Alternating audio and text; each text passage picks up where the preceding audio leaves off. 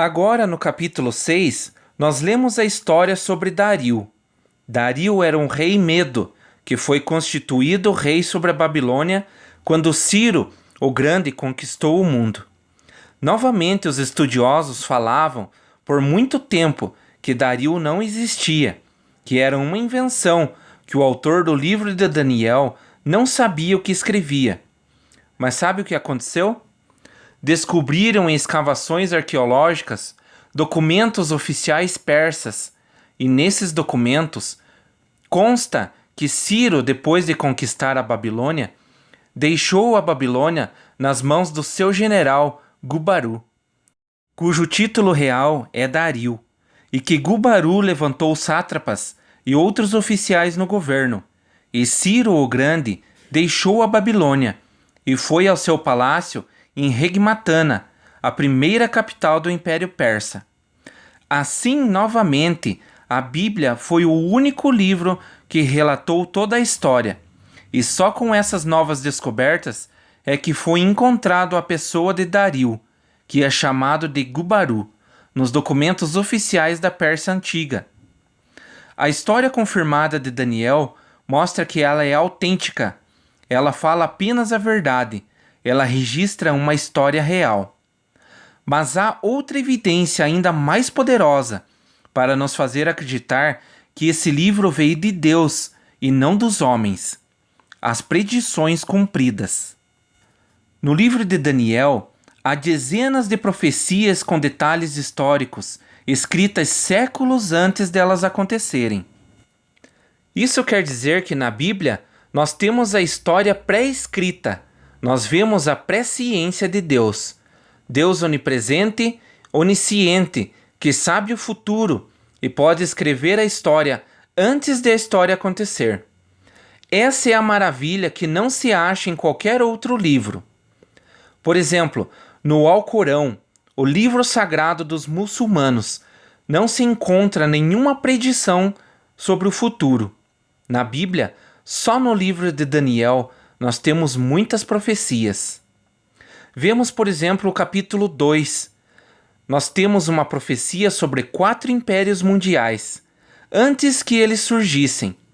Deus já prescreveu o livro de Daniel. Os 4 reinos dos homens que ainda se levantariam na história, vamos estudar mais detalhadamente na próxima lição.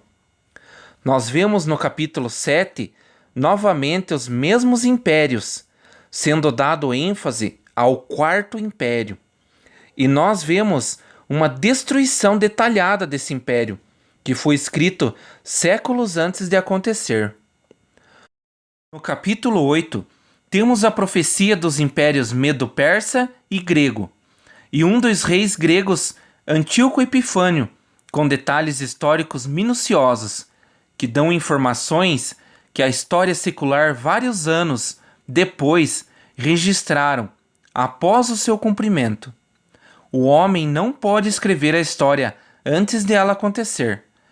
Você pode me dizer quem será a potência mundial daqui 400 anos? O que acontecerá com o Brasil ou com a Rússia, a China ou os Estados Unidos daqui a 500 anos? Não, ninguém sabe. Ninguém sabe dizer o futuro. Você poderia tentar adivinhar, mas descrever até o número de imperadores que cada império vai ter daqui a 100 anos é impossível ao homem. Mas na Bíblia, os profetas fizeram isso perfeitamente, com riquezas de detalhes, inspirados pelo Espírito de Deus. Por isso, essas evidências vêm só confirmar a nossa fé. Nós podemos somente com o livro de Daniel ficar convencidos de que essas palavras são as palavras de Deus.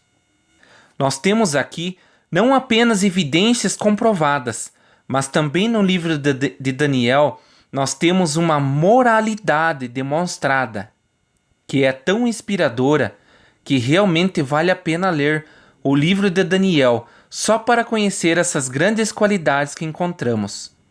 Por exemplo, capítulo 1, nós lemos sobre a fidelidade de 4 jovens judeus, Daniel e 3 companheiros dele, depois de serem levados cativos para a Babilônia.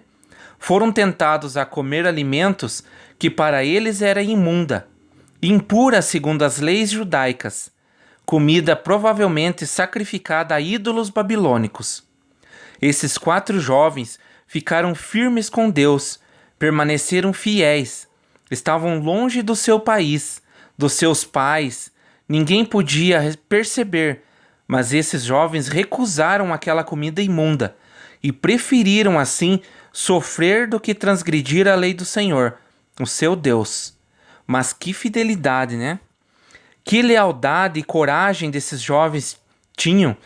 Nós precisamos de jovens assim hoje. Jovens com essa mesma lealdade à palavra de Deus, com essa mesma coragem de recusar qualquer coisa imunda que escraviza o corpo, de deixar de lado as drogas, o álcool ou qualquer outra coisa que pode dominar o corpo do homem. E que esse jovem, possa ceder a seu Deus, assim como aqueles rapazes do livro de Daniel. Precisamos da mesma fidelidade. No capítulo 2, que vamos estudar com mais detalhes na próxima lição, mas só quero mencionar o fato de que quando o rei Nabucodonosor teve o sonho da estátua, o que aconteceu? O rei pediu que alguém contasse a ele o que ele havia sonhado, pois ele mesmo havia esquecido, não lembrava do seu sonho. Mas não é só isso, pediu também a interpretação desse sonho. Ninguém era capaz de fazer isso. Então o rei ficou furioso e ia mandar matar todos os sábios babilônicos, porque ninguém podia revelar o sonho dele e nem dar a sua interpretação. E sabe o que Daniel fez? Daniel demonstrou uma confiança em Deus extraordinária. Ele foi a Deus em oração. Ele pediu a seu Deus que ele revelasse esse mistério, que Deus desse a ele o entendimento do sonho, para que ele pudesse interpretá-lo ao rei. E graças a Deus, Daniel recebeu essa revelação, e vamos estudá-los mais tarde. O que quero destacar aqui é que Daniel tinha confiança de ir a Deus em oração e receber esse conforto, receber conselhos de Deus. Quando lemos sobre esses magos, falsos profetas, que também foram falar com o rei, nenhuma verdade podiam dizer, mas Daniel consultou a única fonte verdadeira. Ele consultou a Deus e assim achou a resposta para o seu problema. E você também, se for a Deus com seu coração em oração e pedir a Ele o conselho, como em Tiago capítulo 1, versículo 5, que diz, se alguém que de vocês tem falta de sabedoria, peça a Deus, que a todos dá livremente, de boa vontade, lhe será concedida. Ou seja, precisa de sabedoria? Peça a Deus, que dá liberalmente a todos. E assim será. Se você consultar a Deus como fez Daniel e tiver confiança, que ele tinha. No capítulo 3, nós vemos uma coragem extraordinária de 3 jovens, os companheiros de Daniel. O rei Nabucodonosor edificou uma grande imagem, uma grande estátua, e ordenou que todo o império adorasse esta imagem. Mas os 3 corajosos judeus, leais, fiéis a Deus, recusaram adorar essa imagem. Eles não queriam transgredir a lei de Deus. E o que aconteceu? O rei ficou tão furioso que ordenou que os jovens fossem lançados na fornalha de fogo. E de fato eles foram lançados. Mas depois de serem lançados, eu quero ler as palavras desses jovens que demonstra a grande coragem e fé que eles tinham. Enquanto o rei os ameaçava de morte pelo fogo, ele disse: "E que Deus poderá livrá-los das minhas mãos?" Veja o que eles responderam: "Se formos atirados na fornalha em chamas, o Deus a quem prestamos culto pode livrar-nos, e ele nos livrará das tuas mãos, ó rei. Mas se ele não nos livrar, saiba, ó rei, que não prestamos culto aos teus deuses, nem adoraremos a imagem de ouro que mandastes erguer." Aqui nós vemos bem a coragem desses rapazes. Eles tinham tanta confiança em Deus e sabiam que, se Deus quisesse, poderia livrá-los daquela fornalha de fogo. Mas se não, se não os livrasse, eles estavam prontos para morrer pela sua fé. Irmãos, é essa coragem que nós necessitamos ainda hoje. Quando nós somos tentados a sofrer por Deus, nós devemos ter até a vontade de morrer por Deus, se for necessário, e morrer por nosso Salvador Jesus Cristo. É melhor morrer do que transgredir a lei dele e desagradá-lo. Então, esses 3 jovens, o exemplo deles de coragem, de lealdade, de fidelidade é inspirador para nós.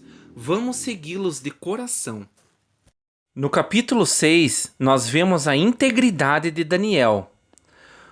O que aconteceu? Por causa da coragem e confiança desses jovens, Deus os abençoou grandemente e eles ficaram em grandes posições no Império Babilônico. Mais tarde, quando esse império caiu e o Império Medo-Persa apareceu, Daniel, já velho em idade, mas ainda fiel e leal, honesto e íntegro, também foi elevado no Império Medo-Persa. Veja só, nós lemos como é que Daniel alcançou uma posição tão elevada que os outros tinham ciúmes dele. Então prepararam um plano para tentar derrotá-lo. Eles foram ao rei e pediram para o rei fazer um decreto dizendo que ninguém podia fazer qualquer petição que não fosse ao rei, e se alguém fizesse qualquer petição a qualquer deus ou pessoa além do rei, seria lançado na cova dos leões. Quando Daniel viu esse decreto do rei, isso não o abalou de jeito nenhum. O costume dele era de 3 vezes ao dia ir ao seu quarto e, com a porta fechada, orar ao seu Deus. Daniel era um homem de oração constante, e quando ele ouviu esse decreto, ele sabia que correria o risco de ser lançado na cova dos leões, caso continuasse a fazer suas petições a seu Deus. Mas ele não hesitou. Novamente entrou no seu quarto, ajoelhou-se diante de Deus e fez suas orações a Deus. E aqueles que tinham ciúmes dele estavam lá escondidos, observando o que Daniel estava fazendo. Depois de vê-lo orar ao seu Deus, eles foram ao rei e contaram a ele o que Daniel havia feito. Então isso entristeceu o rei, pois ele gostava tanto de Daniel, um homem tão honesto, tão fiel, tão capaz no seu serviço, que não queria lançá-lo na cova dos leões. Mas os decretos medo-persas não podem ser anulados ou modificados, e ele bem sabia disso, e contra a sua vontade teve que mandar Daniel à cova dos leões, e assim ele foi. A noite inteira o rei ficou tão perturbado que não conseguia dormir. E o que aconteceu? No dia seguinte, o rei correu à cova dos leões e chamou em alta voz: Daniel, ainda estás vivo? Seu Deus o livrou das garras dos leões? E veja as palavras de Daniel. Meu Deus enviou o seu anjo, que fechou a boca dos leões.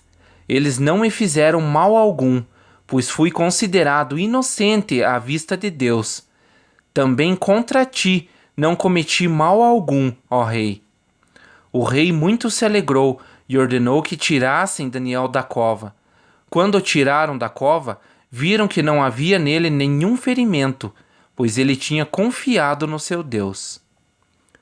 Daniel foi livre da cova dos leões, e aqueles homens que tinham ciúmes dele foram então lançados na mesma cova, e antes de chegarem ao fundo, os leões os devoraram. Isso mostra a fidelidade, a confiança e a coragem e integridade de Daniel. Essas qualidades de moralidades demonstradas nesse livro são bons exemplos para nós seguirmos em nossas vidas.